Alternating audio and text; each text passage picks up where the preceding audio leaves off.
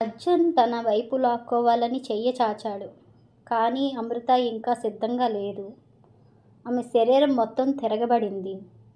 హఠాత్తుగా ఆమె 2 చేతులు అర్జున్ ఛాతీ మీద పెట్టి గట్టిగా తోసింది. ఇది కేవలం నో చెప్పటం కాదు. ఇది తిరస్కారం. అర్జున్ ఎదురు చూడలేదు కాబట్టి వెనక్కి జారిపోయాడు.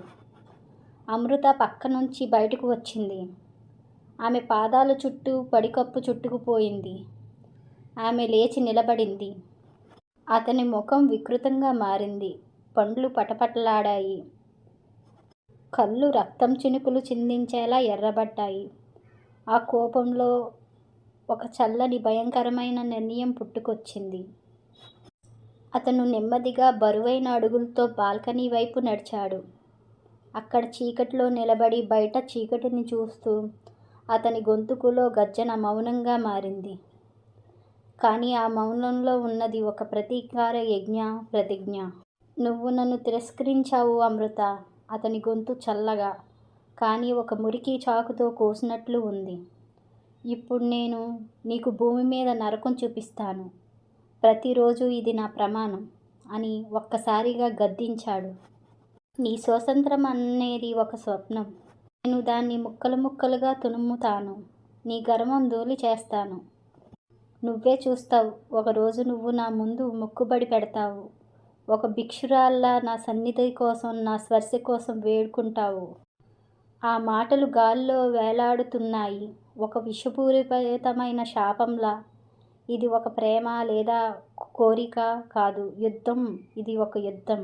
అర్జున్ తన పరాజయాన్ని ప్రతీకార యుద్ధంగా మార్చుకున్నాడు. అమృత తనని తాను విడిపించుకోవడానికి తీసుకున్న అడుగు ఇప్పుడు అతనికి ఆమెను శాశ్వతంగా బంధించడానికి ఒక కారణం అయ్యింది. తెల్లవారిన తర్వాత అమృత వంటింట్లో కాఫీ తయారు చేస్తుంటే అర్జున్ లోపలికి వస్తాడు.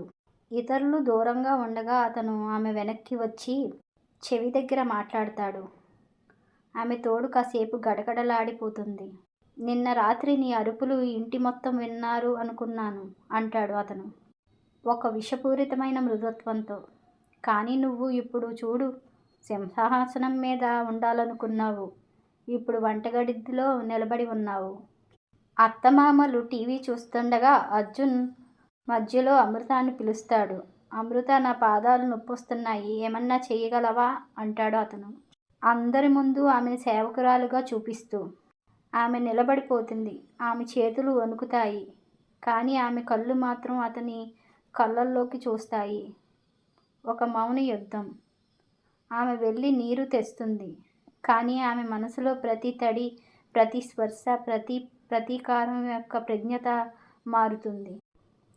అమృత తన పుట్టింటికి ఫోన్ చేయడానికి ప్రయత్నిస్తుంది. ఫోన్ రింగ్ అవుతుండగా అర్జున్ హఠాత్తుగా వచ్చి ఫోన్ తీసివేస్తాడు. వాళ్ళతో మాట్లాడాలని ఉందా అని అడుగుతాడు చిరునవ్వుతో. ఏం పరిస్థితి చెప్పాలి? మనం ఎంత సుఖంగా ఉన్నామో చెప్పాలా, లేక నిజం చెప్పాలా? ఫోన్ సైలెంట్గా మారుతుంది. అర్జున్ ప్రతీకారం రోజంతా ప్రతి గంటలోని జరుగుతూ ఉంటుంది.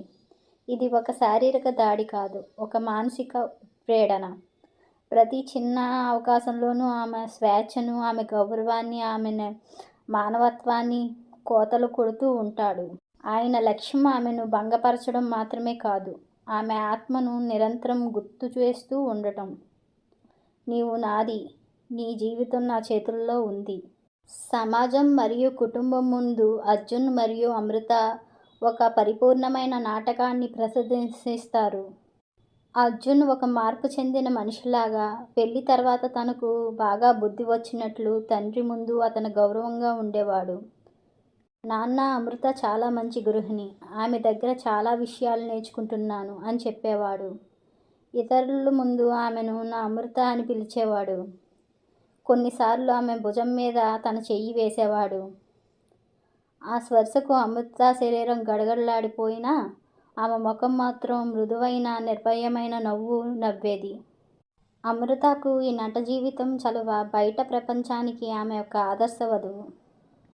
తల్లికి సహాయం చేసేది, అత్తమామలకు గౌరవం చూపించేది, సమాజంలో మాట్లాడినప్పుడు తల వంచి మాట్లాడేది. కానీ ఆమె కళ్ళల్లో చూపు ఇప్పుడు మారిపోయింది. అది భయం లేదు, బాధ కాదు. ఇప్పుడిది ఒక చల్లని లెక్కించిన మాస్కు. ప్రతి చిరునవ్వు, ప్రతి అవును అనే మాట ఒక ఆయుధంగా మారింది. ఆమె నిశ్చయించుకుంది. ఆమె పోరాటం బయటకు కనిపించకూడదు. అది లోపల శాంతంగా జరగాలి.